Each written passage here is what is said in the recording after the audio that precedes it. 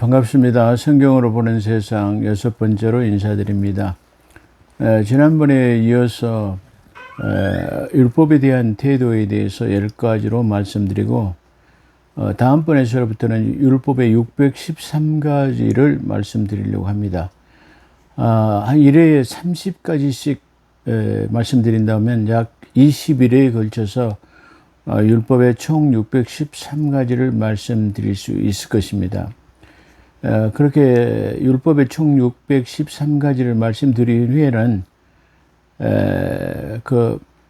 율법의 말씀에 관한 것을 마치고 성경으로 보는 세상의 원래 목적인 말씀으로 세상으로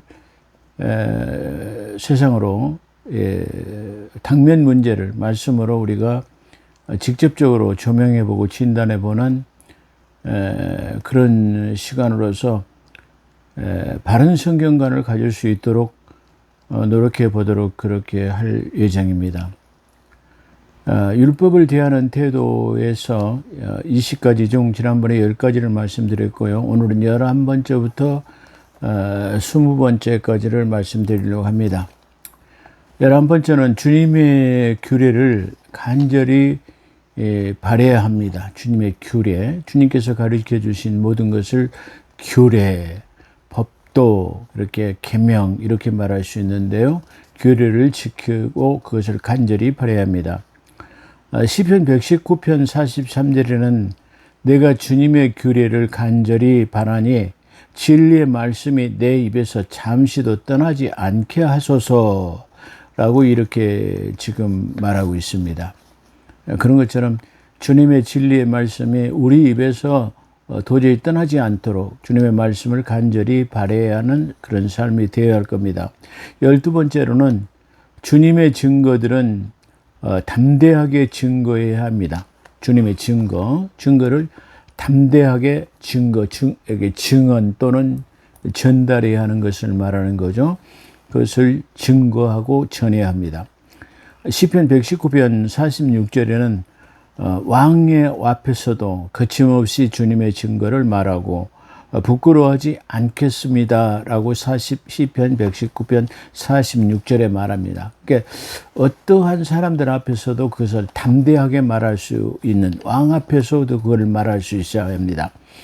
사도 바울은 이것을 통해서 하나님께서 이걸 왕들과 임금들에게 전할 나의 종이다라고 그렇게 말한 것처럼 결론적으로 사도 바울은 이 벨릭스가 로마 카이사 황제 앞에 가서 예수 그리스도를 증언한 것처럼 죄인임에도 온전하지 못한 상태에서도 그 서심없이 그렇게 강력하게 증거할 수 있는 사도 바울처럼 우리는 주님의 거침없이 증거들을 담대하게 전할 수 있는 그런 신앙과 믿음이 되어야 될 것입니다. 13번째로는 주님의 계명들을 사랑해야 합니다. 계명들을 사랑해야 한다. 지난번에 율법과 계명에 대해서는 잠깐 말씀드린 적이 있습니다만은 율법의 총 613가지 중에서 바로 우리에게 해당되는 그런 것들도 있고 그렇지 않은 부분들은 우리가 유대인을 향한 측면이라고 본다면 지키지 않아도 된 부분도 있다고 말씀드렸어요. 그렇다고 한다면 우리가 꼭 지켜야 하는 것들은 계명, 마치 십계명처럼 율법도 십계명 안에 들어있는 거죠. 그런 것처럼 그 십계명은 우리가 반드시 지켜야 하는 그리스도의 강령처럼 우리가 그것들을 사모하고 사랑해야 한다라고 그렇게 말합니다.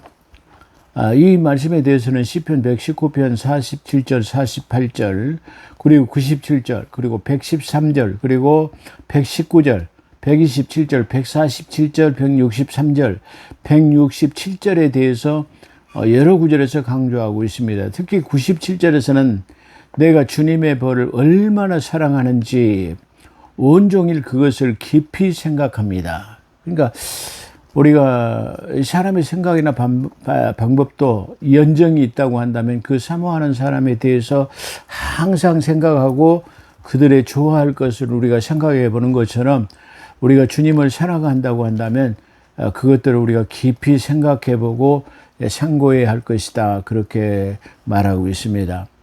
그럼 14번째로는 주님의 말씀에서 떠나지 않는 삶을 살아야 합니다. 늘 주님의 말씀에서 우리가 떠나지 않는 그런 삶. 그래서 너희 미간에 새기고 손목에 기회를 삼고 문설주에 그렇게 새기고 이렇게 그걸 기억하라고 신명기서 6장 5절 이하에서 말씀한 것처럼 늘 우리가 그것을 말씀에서 떠나지 않는 손목과 미간에 문설주에 이렇게 다 그걸 붙이고 늘 잊어버리지 않도록 하는 것처럼 그런 말씀을 우리가 살아야 된다는 거예요. 말씀에서 떠나지 않아야 됩니다. 그렇기 때문에 시편 119편 51절에서는 교만한 자들은 언제나 나를 혹독하게 조롱하지만 나는 그 법에서 떠나지 않겠습니다. 때로는 우리가 예수 믿는 것 때문에 또 우리가 복음을 전하는 것 때문에 핍박하고 조롱하고 그렇게 할지라도 우리는 그 말씀에서 절대로 떠나지 않는 그러한 삶을 살아야 된다라고 시편 119편 51절에는 말하고 있습니다. 또한 15번째로서는 주님의 계명을 배워야 합니다. 그러니까 우리가 알지 못하면 지키지 못하죠. 근데 우리가 알지 못해서 지키지 못했다 할지라도 그것이 우리가 무죄 입증이 되거나 우리는 그것이 모른다고 해서 변명이 될 수는 없습니다. 그러니까 오히려 몰라서 지키지 못했다 할지라도 우리는 그것이 결국은 변명거리가 될 수 없고 그것으로 인해서 제사함을 받을 수는 없습니다. 그렇기 때문에 우리는 그것을 배워야만 합니다. 알아야만이 되는 것처럼 주님의 계명들을 우리는 배워야 하는 것입니다. 그래서 시편 119편 7절 그리고 12절 26절 그리고 64절 그리고 73절 그리고 124절 그리고 135절에 그렇게 말하고 있습니다. 특히 135절에서는 주님의 종에게 주님의 밝은 얼굴을 보여주시고 주님의 율례들을 내게 가르쳐 주십시오라고 그렇게 말합니다. 다시 말하면 주님의 얼굴빛을 우리에게 비춰주셔야만이 우리가 그걸 조명하고 깨닫고 알게 되는 겁니다. 다시 말하면 주님의 뜻대로 살기 원하지 않으면은 주님께서 등을 돌리시고 다시 말하면 또는 우리가 주님을 싫어버리긴 바 되어지면 주님 앞에 등을 돌린 것처럼 바로 얼굴빛을 비추고 우리 앞에 보여준다라는 것은 중요한 은혜의 삶을 산다 이렇게 말할 수 있을 것입니다. 그렇기 때문에 우리는 주님의 계명들을 배워서 그리고 주님이 항상 그것들을 우리에게 비춰줘서 그 율례 안에 살아갈 수 있도록 그것을 또 아는 삶을 살아야 될 것입니다.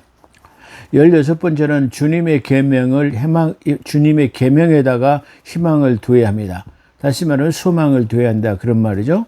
그래서 시편 119편 81절에 보면 내 영혼이 지치도록 주님의 구원을 사모하며 내 소망을 주님의 말씀에다 걸었습니다. 우리의 모든 것들을 전반적인 모든 것들을 어디다 걸어야 되느냐? 주님 앞에 전부 다 걸어야 됩니다. 천하를 얻고도 많은 재물을 얻고도 우리가 만약에 영원히 살 수 없고 우리의 그것이 끝나버린다면 그 모든 것들에 얻는 것에 대한 것들은 다 무의로 끝나버리게 될 것입니다. 그렇기 때문에 우리는 어떤 값진 것보다도 어떤 값진 진주보다도 어떤 것보다도 우리는 주님의 말씀에 거하는 것 그리고 주님 안에서 살아가는 것이 아주 소중하다. 여기다가 소망을 두어야 된다. 주님의 말씀에다 소망을 두는 삶이어야 된다. 이렇게 말씀드릴 수 있을 것입니다. 17번째는 주님의 교훈을 깊이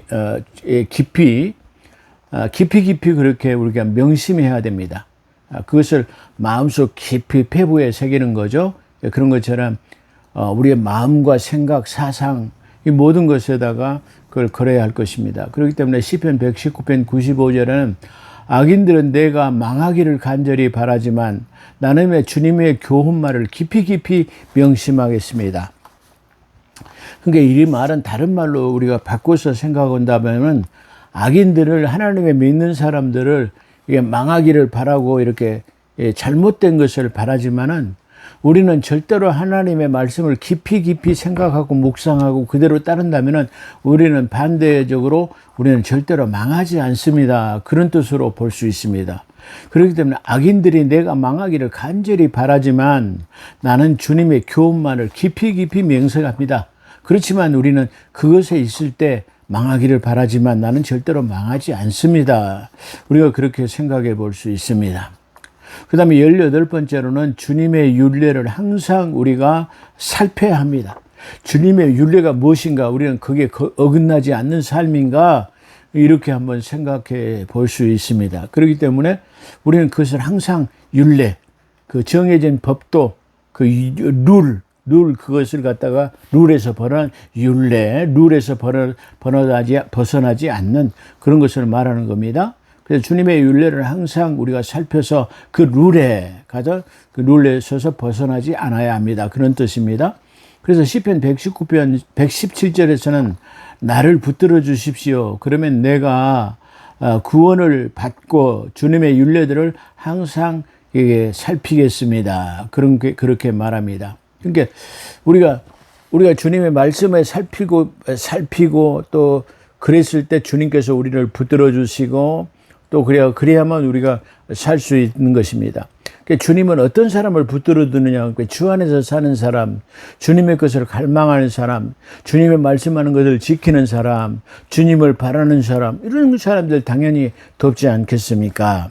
그런 측면으로 우리가 항상 주님의 율례를 살펴야 하는 것입니다. 19번째는 주님의 말씀들을 두려워해야 합니다.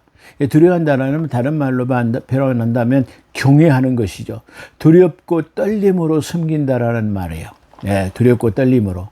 그러니까 우리는 한편으로는 그 주님에 대한 감사, 경외심, 또 사랑 그것이 있지만 그걸 통해 가지고 무한대의 사랑을 통해서 절대로 우리가 잘못된다 할지라도 그분은 우리를 해처리를 되지 않는다. 그렇게 생각하지 마시고 때로는 우리가 가장 사랑하기 때문에 잘못된 길에 들어서게 되면 책선하고 해처리도 데리고 책망도 하실 수 있는 분이다. 그런 말이에요. 그런 측면에서 우리는 주님의 말씀을 두려워해야 합니다. 다시 말하면 경외해야 한다는 것입니다.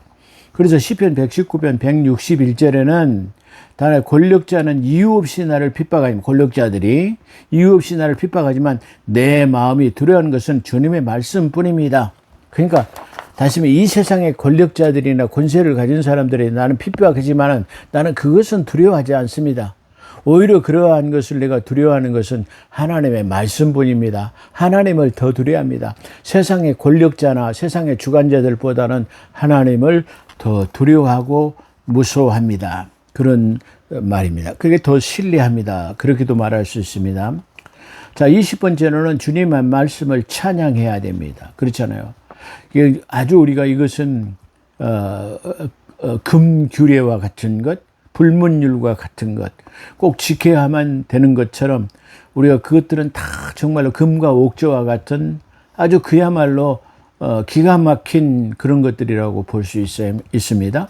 그렇기 때문에 우리는 그분의 어느 기사와 역사, 기이한 도심 이런 것들을 우리는 찬양할 수밖에 없어요. 이 기록된 모든 말씀들은 우리를 위한 것, 우리가 잘 살아갈 수 있도록 하는 것, 잘 구원을 받을 수 있도록 하는 것, 우리가 평화를 누리는 것, 진정한 마음의 안식을 누리는 것, 이 모든 것들이 들어있기 때문에 그분을 찬양하지 않을 수 없는 것입니다. 그렇기 때문에 우리는 주님의 말씀을 항상 찬양하고 찬미하고 영광을 돌릴 수 있는 것입니다. 자, 그런 것처럼 시편 119편 171절 그리고 172절에는 이렇게 말합니다. 주님의 율례들을 나에게 가르치시니 내 입술에서 찬양이 쏟아져 나옵니다. 찬양. 내 입술에서는 자연적으로 그 하나님이 나를 향한 계획, 우리에게 베푸신 그 은혜를 생각하면 찬양이 자동적으로 쏟아져 나올 수밖에 없는 것이죠. 그런 것처럼 내 마음에서는 찬양이 쏟아져 나옵니다. 주님의 계명들은 모두 의로우니 내 혀를 주님께서 주신 말씀으로 노래로 노래하겠습니다. 그런 것처럼 주님의 계명들은 의롭습니다. 그렇기 때문에 또한 율례들은 우리를 가르치시기에 아주 적합합니다. 그렇기 때문에 찬양과 노래가 우리가 끝이지 않을 수 있습니다. 이렇게 고백할 수 있는 것입니다. 그렇기 때문에 오늘 우리가 율법에 대한 태도로서 20가지 중 오늘 11번째부터 20번째까지 그리고 5번째 그 동영상에서는 첫 번째부터 10가지까지를 말씀드렸습니다. 오늘은 여기까지 말씀드리고 아까 서두에 말씀드린 것처럼 다음번에서는 율법에 관한 613가지 조문을 한 해당 30개씩을 말씀드리고 총 약 20일에 걸쳐서 말씀드린다고 한다면 원래의 목적대로 이게 성경으로 말씀으로 세상을 보는 그 본래의 목적대로 한번 진행해 볼까 그렇게 합니다. 그렇기 때문에 우리가 중요한 것은 우리가 하나님의 말씀에 대해서 그걸 우리가 모르고 우리가 대하면 어떻게 그 말씀을 가지고 세상을 조명해 볼 수 있을까 하는 측면이 있습니다. 그렇기 때문에 제가 율법이라는 것들, 말씀에 대한 것, 규례와 계명에 관한 것, 이렇게 모든 것들에 대해서 그 신중함, 그 귀중한 것들을 우리가 먼저 깨닫고 난 다음에 그 말씀으로 우리가 세상을 조명하고, 말씀은 이렇게 하라고 말씀하신데 세상은 지금 어떻게 하고 있느냐, 이렇게 통해 가지고 자연히 우리가 그런 말씀 속에서 우리가 취사 선택하는 것, 그 좋은 방향을 우리가 선택해서 올곧은 삶, 그리고 의로운 삶, 하나님의 말씀하시는 삶을 우리가 살 수 있게 될 것입니다. 거기에다가 성경으로 보는 세상에 원래의 취지가 있을 것이라고 그렇게 생각합니다. 다음 주부터 그것을 율법의 총 613가지를 말씀드리기로 하고 오늘은 여기서 마치도록 하겠습니다. 감사합니다.